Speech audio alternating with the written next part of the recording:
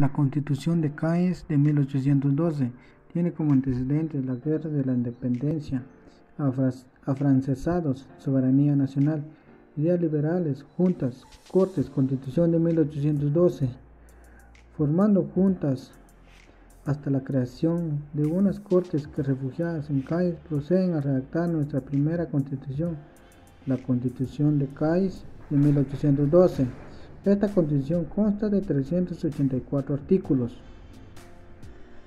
Los liberales entonces supieron que estaban poniendo por escrito por primera vez aspectos tan esenciales como los derechos del individuo, donde se encuentra el sufragio universal masculino para varones de 25 años. Libertades. La nueva Constitución garantizaba la libertad de imprenta y de industria, el derecho de propiedad y la abolición de los señoríos, lo cual presentaba su salto enorme hacia la libertad para una nación que hasta entonces se había mostrado sumamente conservadora. Si bien no le otorgaba derechos a las mujeres, ni siquiera las menciona casi en el texto, se considera un importante gesto de democratización de ciudad española en la época. Se inició la separación de poderes. La soberanía nacional, ejecutivo, estaba regido por el rey. La monarquía moderna e hereditaria. Otras disposiciones: confesionalidad católica, ejército, milicia nacional, provincias, ejecución populares por alcaldes. La cuestión americana. El asunto de las colonias era atajado por la Constitución de Cádiz con prontitud, ya que en su primer artículo anunciaba a la nación española como la reunión de los españoles de ambos hemisferios. Los contenidos esenciales de la Constitución de Cádiz. Las Cortes aprobaron la nueva Constitución el 19 de marzo de 1812. Esta constaba de 384 artículos organizados en 10 títulos, todo basado en el principio de que la soberanía reside en la nación compuesta por ciudadanos libres e iguales. La Constitución no contenía una declaración explícita de derechos, pero los principios de derechos y libertades figuran en varios artículos, los cuales son comunes en el siglo XXI. Eran imposibles antes de la Constitución. La libertad de la imprenta. Si bien todos los españoles tienen la libertad de escribir, imprimir y publicar sus ideas políticas, estas, sin necesidad de licencia, revisión o aprobación alguna anterior a la publicación, bajo las restricciones y responsabilidad que establezcan las leyes. Si bien hizo falta que pasaran más de 2 siglos desde el nacimiento del periodismo para que una constitución reconociera como derecho la libertad de prensa, la supresión de los señoríos o la abolición del régimen, si bien fue un proceso histórico realizado a lo largo de la primera mitad del siglo XIX, desde que se aprobó por primera vez en las Cortes de Cádiz el 18 de marzo de 1812, hasta su definitiva puesta en vigor, que fue el 26 de agosto de 1837.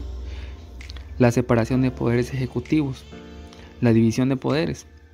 El ejecutivo recaía en manos del rey y sus secretarios de despacho o ministros. El legislativo lo ejercían las Cortes y el judicial era potestad de los tribunales de justicia. El principio de soberanía nacional. La legitimidad del monarca no proveía del origen divino, sino de la nación reunida en las Cortes de las leyes que éstas promovieron.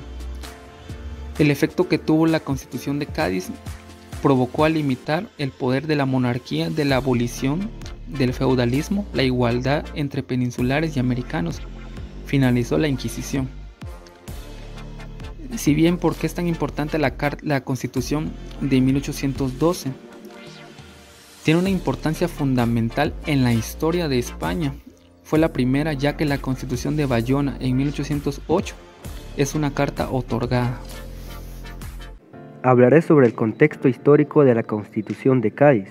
La Constitución de 1812 o la Constitución de Cádiz se publicó hasta 3 veces en España en los años de 1812, 1820 y 1836. Se convirtió en el hito democrático en la primera mitad del siglo XIX, trascendió a varias constituciones europeas e impactó en los orígenes constitucionales y parlamentarios de la mayor parte de los estados americanos durante y tras su independencia. La Constitución de Cádiz de 1812 provocó limitar el poder de la monarquía, la abolición del feudalismo, la igualdad entre peninsulares y americanos y finalizó la Inquisición. Por otra parte, la Guerra de la Independencia Española fue un conflicto bélico desarrollado entre 1808 y 1814 dentro del contexto de las guerras napoleónicas que enfrentó a las potencias aliadas de España, Reino Unido y Portugal contra el primer imperio francés, cuya pretensión era la de instalar en el trono español al hermano de Napoleón, José Bonaparte, tras las abdicaciones de Bayona. Tras la abdicación de Carlos IV y el motín de Aranjuez, el ejército francés estaba establecido en varias ciudades españolas a la espera de la invasión de Portugal. Carlos IV pidió a Napoleón que le ayudara a recuperar el trono, y este, que negó su reconocimiento al nuevo rey, sometió a fuertes presiones al mismo.